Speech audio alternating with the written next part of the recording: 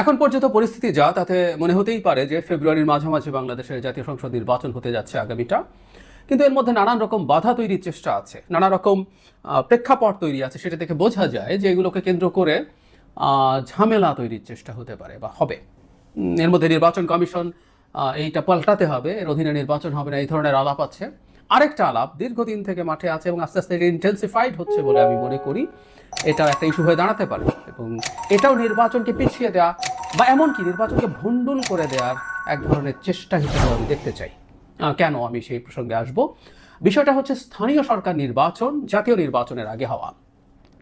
গতকাল জামায়াতের একজন গুরুত্বপূর্ণ নেতা নায়েবে আমির এই ব্যাপারে তার দলের একটা যারা নির্বাচনে দায়িত্বশীল থাকবে তাদের সমাবেশে এই কথা বলেছেন যে নির্বাচন যখনই হোক, ফেব্রুয়ারি হোক, এপ্রিল হোক, কিন্তু তারা চান ডিসেম্বরের মধ্যেই স্থানীয় সরকার নির্বাচনগুলো করে ফেলা হোক।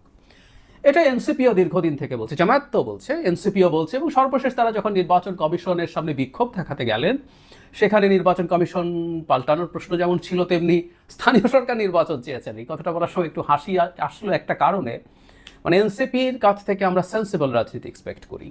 মানে ধরুন এটা এইরকম ইন্টারিম গভর্নমেন্ট না, এটা একটা নির্বাচিত সরকার, গণতান্ত্রিক ভোটে নির্বাচিত সরকার।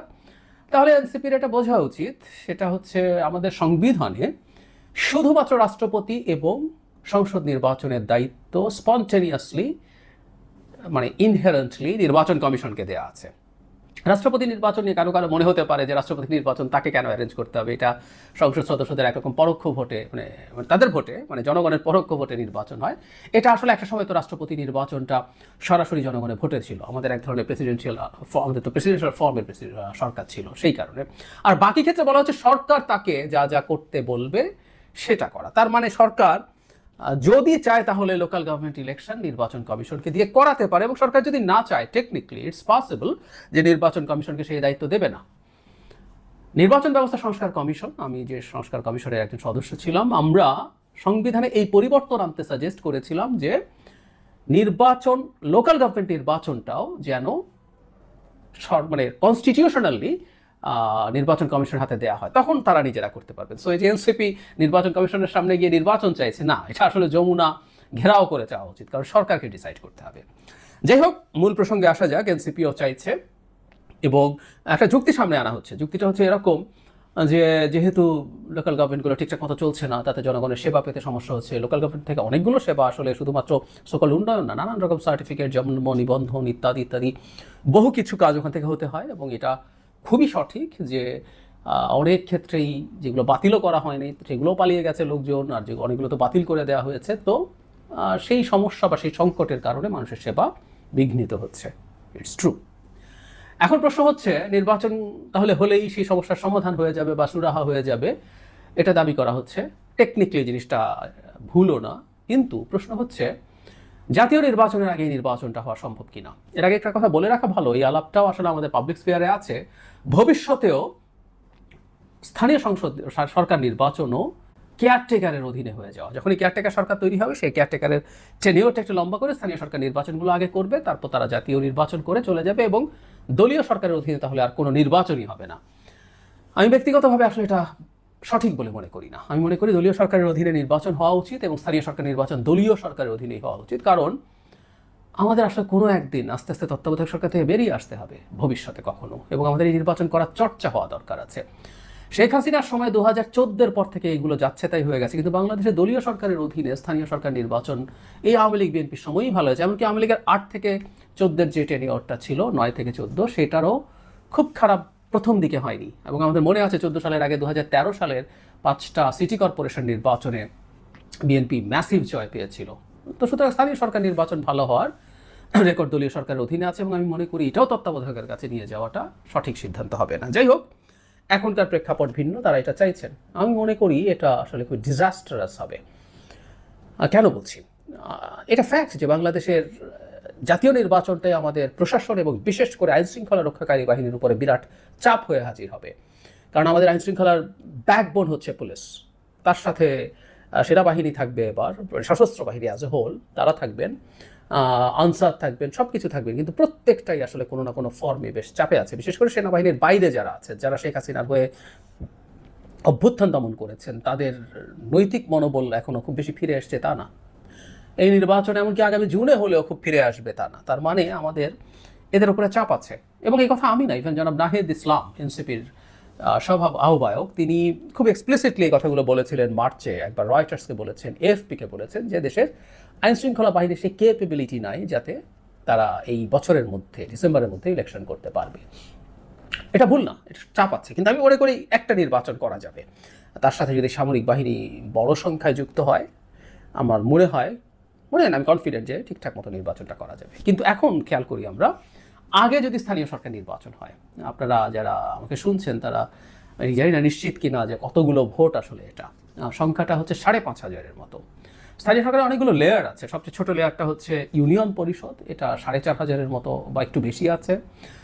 উপজেলা পরিষদ নির্বাচন আছে, পৌরসভা, সিটি কর্পোরেশন, জেলা পরিষদ অবশ্য সরাসরি ভোটে না, এটি ইনডিরেক্ট ভোট। আমরা এটাকে যদি সরিয়ে রাখতে পারি, তো তাহলে আমরা দেখছি 5,500 নির্বাচন হবে, বিরাট কর্মযজ্ঞ। এবং দলীয় সরকারের সময় যেটা হয়, এগুলো ফেজে হয়, বিভিন্ন ফেজে। উপজেলা নির্বাচনও কয়েকটা ফেজে হয়, আর ইউনিয়ন পরিষদ তো হতেই হবে। 5,500 নির্বাচন, 4,500 ইউনিয়ন পরিষদের নির্বাচন।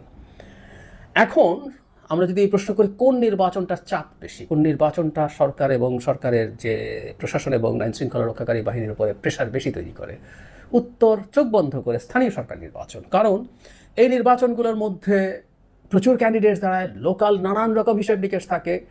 এবং আমরা খেয়াল করব এই নির্বাচনগুলোতে মারামারি এমনকি হত্যাকাণ্ডের সংখ্যা অনেক বেশি।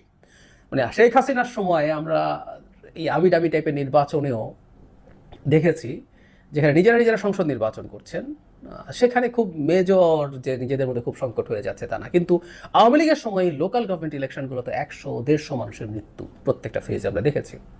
এটা শুধু আমাদের ক্ষেত্রে না, এটা পশ্চিমবঙ্গেও আমরা যদি খেয়াল করি দেখব যে পশ্চিমবঙ্গে যখন তাদের যে লোকসভা বা বিধানসভা নির্বাচন হয়, তখন যে পরিমাণ মারামারি এবং হতাহত হয় তার চেয়ে অনেক বেশি মারামারি এবং হতাহত হয় পঞ্চায়েত নির্বাচনে।